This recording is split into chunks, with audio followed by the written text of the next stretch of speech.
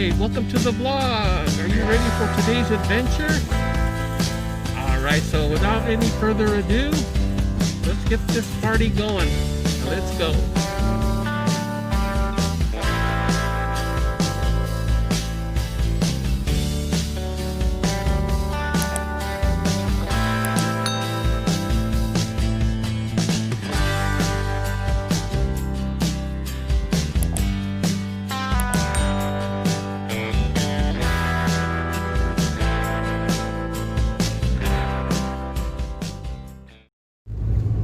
Welcome to the vlog, everybody.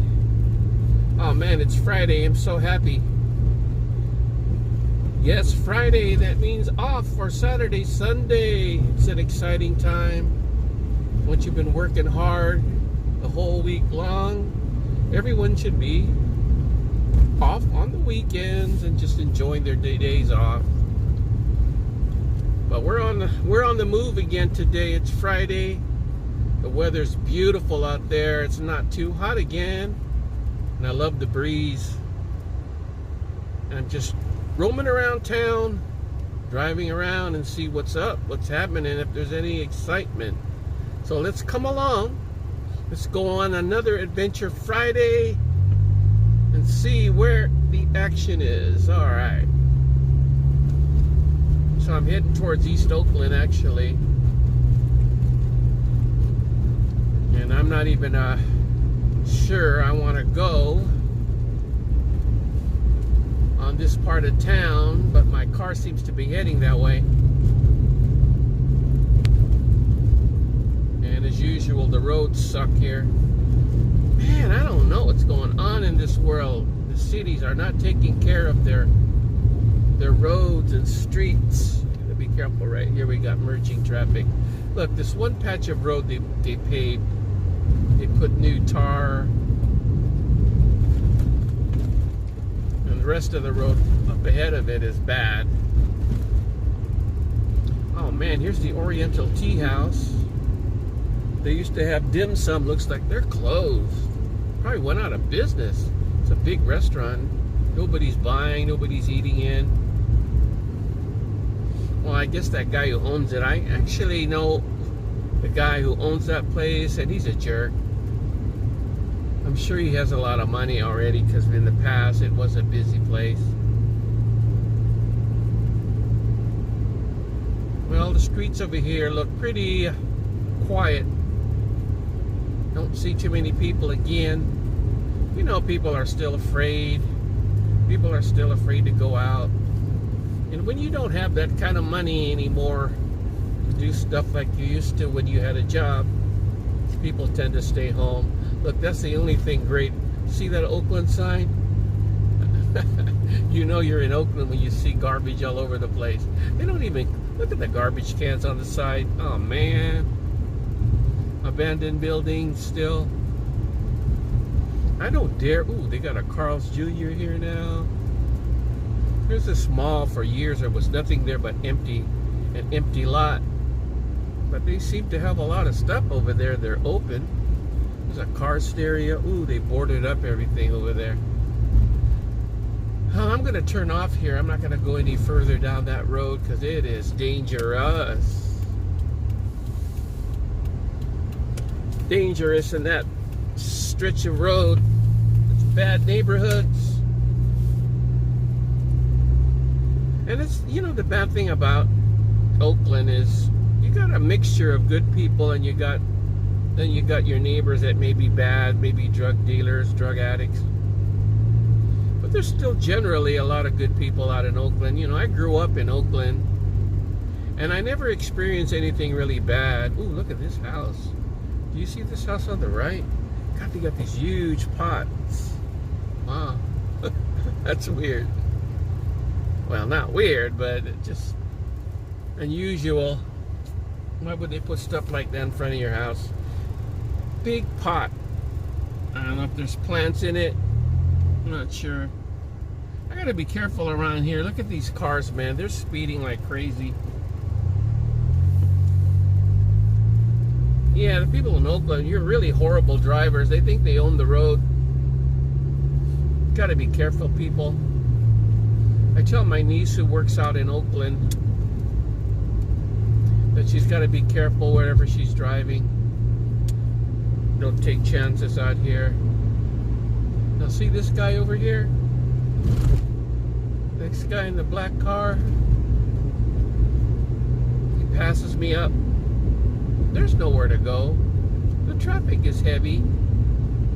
The roads are bad. But people here are so impatient. I don't care. That's why I always have my dash cam on all the time. Because if somebody hits me, I'll have evidence. Because a lot of these people who drive around here, they don't have license. They don't even have insurance. But that's the law. Here's that guy in the black car again. Stupid guy. And here's an idiot that decides to park his car in the middle of the street, stop and talk with their friends with the door open. Wow, man. What's up with you stupid ass? What stupid ass people. Oh yeah, we turned back and I mentioned about that Chinese restaurant. Wow, look at all the garbage. And there's that fool that passed me up over there, and they're going through the parking lot. Oh man, look at the garbage at this Chinese restaurant. Man, what's up? Let me move this stuff out of the way. Well, yesterday, oh man, I forgot to take out the my power bank. I left it on the front of my car, and the camera took pictures of it, so it's appearing on the video. Sorry guys. And there's that idiot again. He just can't, he's just impatient, just driving around using the parking lots to get out and try to exit. And this is a bad road here. Why is a lot of people here? Okay, we'll be back because we're stuck. Well, you notice we're back.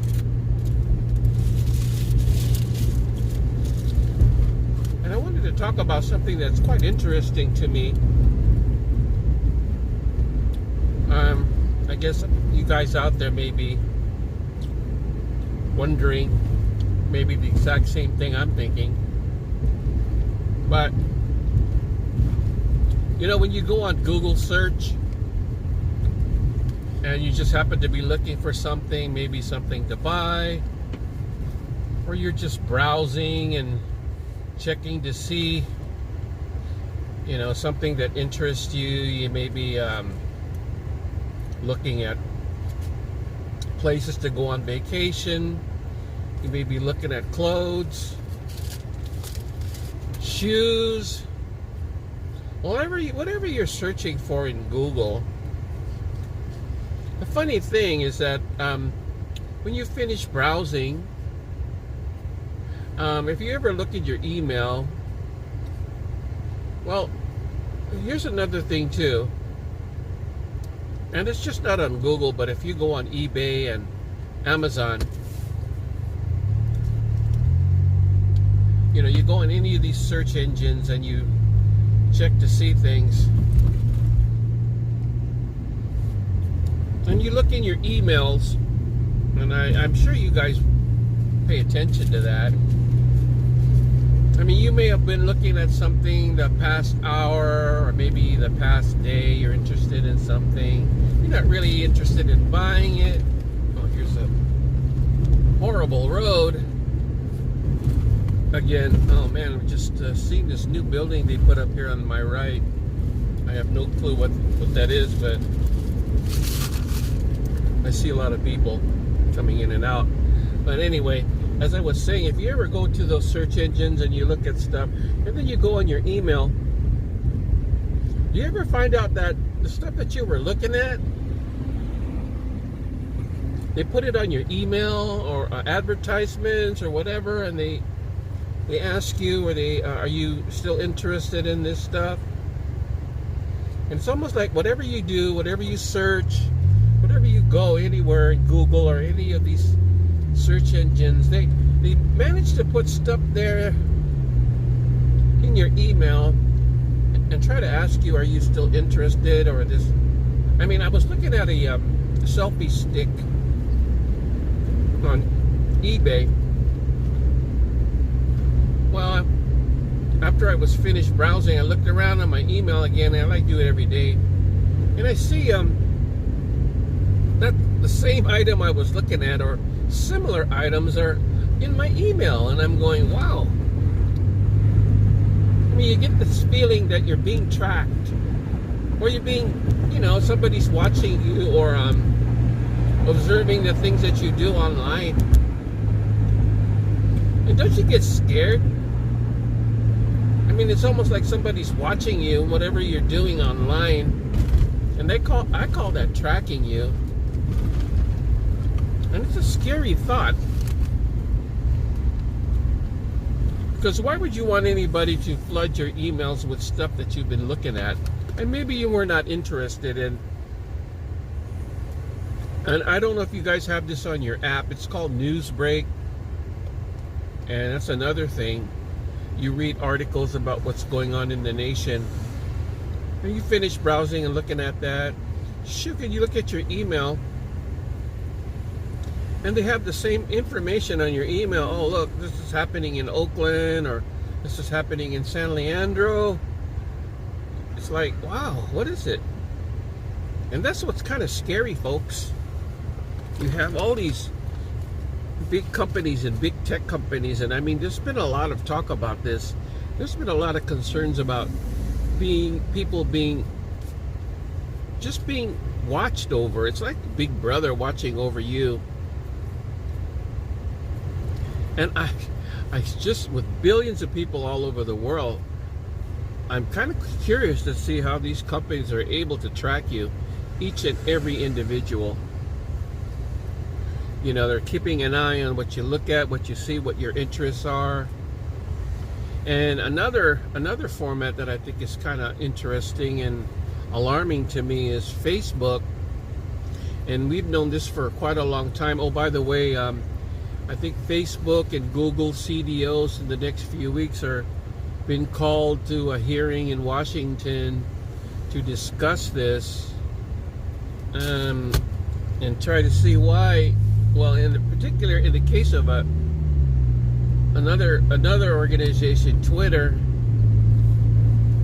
they're supposed to be allowing everybody's point of view.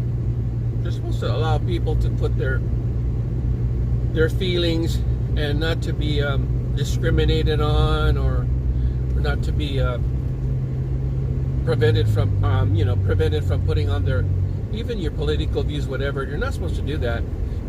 But lately they've been doing it. I mean, look at the president. Every time he tweets something, they flag him. You know what I mean by flagging? They give you a warning that this is inappropriate. Listen, when you're not saying anything on these platforms like I'm going to kill somebody, or somebody's going to get bombed, or we're going to do something to harm somebody, then you're crossing the line. But then when you censure, they call it censoring somebody because they put a political view that this party is bad, or this person is bad because he said these things. They shouldn't be allowed to do that. I mean, here we're going to get political again. The Democratic Party always says critical things about the presidency and all that, and then when the president responds and rebuts, they flag him. And that happens on Facebook too. In Facebook, if you say something that's critical to another person, you put in a different political view, or it's mostly about politics, really. If you say something against Facebook is run by the Democrats, so if you say anything bad about that party, man, they're not gonna publish, or they're not gonna allow your post to be seen in public. They may let maybe 5 or 6 people see it. But that's almost like being a publisher and censoring people, and that's where it's wrong. And these companies, because they've been doing it for a long time, they have so much power. They're trying to control what you think and what to say. They won't allow people to read your comments. They won't allow people to see your posts, because if they feel as though that you're against their agenda, they're gonna flag you. They're not gonna allow anybody to see you. And it happened to me a few times. And so, you know, I'm really outraged by it. If you're going to be, if you're going to conduct your business like that and have only one side and their opinion known and shown to the public, and censure and prevent any other contradictory people or political party to say something against someone else, then that's censorship. And you're really a publisher. You shouldn't even be a social media platform. I mean, unless you're saying something like horrendous, like, or you show pictures of people being killed and murdered or shooting, and then you promote violence like that. I can understand you could prevent people from doing that. You should. You shouldn't allow people to post stuff like that. But to say something like, "Oh man, I hate the Democratic Party," or the Speaker of the House is an idiot. Man, I'm not killing anybody. I'm telling the truth.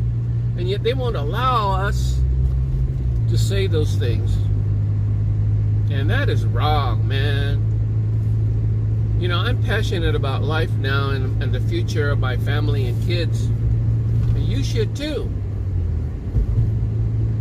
And by the way, that's another issue about your kids. You should always be careful. Monitor your kids, where they go and who they see and where they go. Because there are a lot of activist organizations that are recruiting young kids and brainwashing them into believing that protesting and violence and acting up against government is okay. We should do that in the schools, man. The heads of the schools, the principals, they don't even say nothing. And I think they're part of the conspiracy to get these kids to go out and to be, you know, against the establishment. And these people out there, these leaders, these school principals, these head of the colleges, they should be promoting education and trying to get these kids to focus more on school and their studies, and trying to get them prepared for a job in the future instead of promoting them. But that's the thing, man, and it's scary. So if you out there, my friends and family, don't realize that, well, maybe you're just living in a dream world, or maybe you don't care. Because when, you know, I'm just recently, about 4 or 5 months ago, during the George Floyd, when he got killed. Oh, by the way, there's been evidence and new dash cam from the police department showing that he was suffering, that George Floyd was suffering some medical issues before he was killed or died. Now, it was wrong for that cop to put his knee or his neck on a violent offender. I mean, he was violent, man. You attacked the police. You have every reason to defend yourself. But there was, and I'm changing the subject, sorry about that. But you see all this new evidence that shows the guy was having a difficult breathing even before he was put on the ground. And the cops put him on the ground as he wished. They just tried to restrain him. And it's a normal procedure for a violent offender. You got to put your body or your knee on their neck area. And maybe he just did it too much, and he compounded his death by, even though he was having a hard time breathing. And then now, putting his knee to the neck made it worse. But the thing is, man, and there's something to think about. There was 3 other officers out there. Why didn't any of those officers grab the guy and cuff him? Why did they leave him on the ground like that, and the cops standing around? So that's a question. You gotta ask yourself that. Well, anyway, now where was I? Oh man, I lost everything. I forgot what I was talking about. Well, let's see. Okay. Oh, it's a red light. Let me stop it and come back. Well.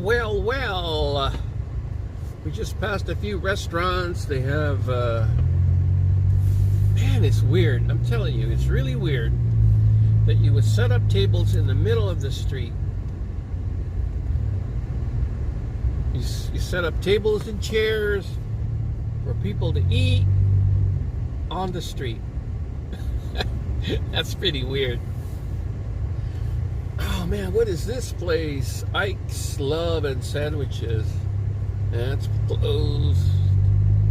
I guess some of these places that don't have enough room to set up tables outside, they're gonna close. No sense in trying to open if you can't serve enough customers. Now, I don't know if we're gonna go all the way down. This is going towards the Berkeley campus.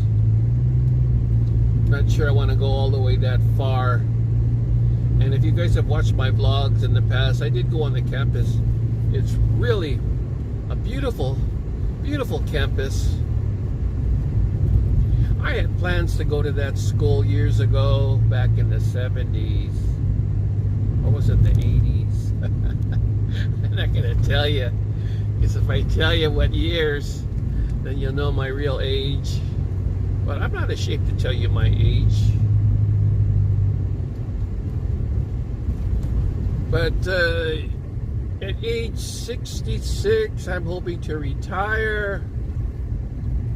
Got a long way.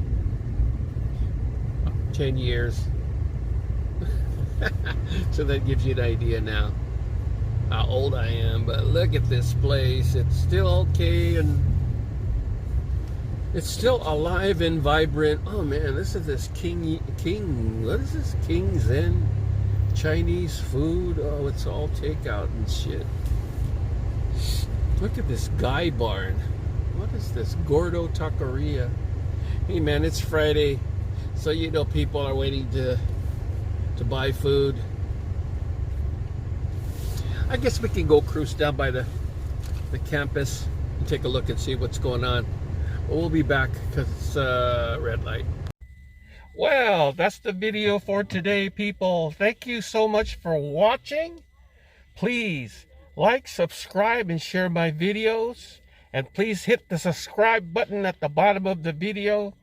And thank you so much for watching. And we'll see you on the next video vlog. Take care. Bye.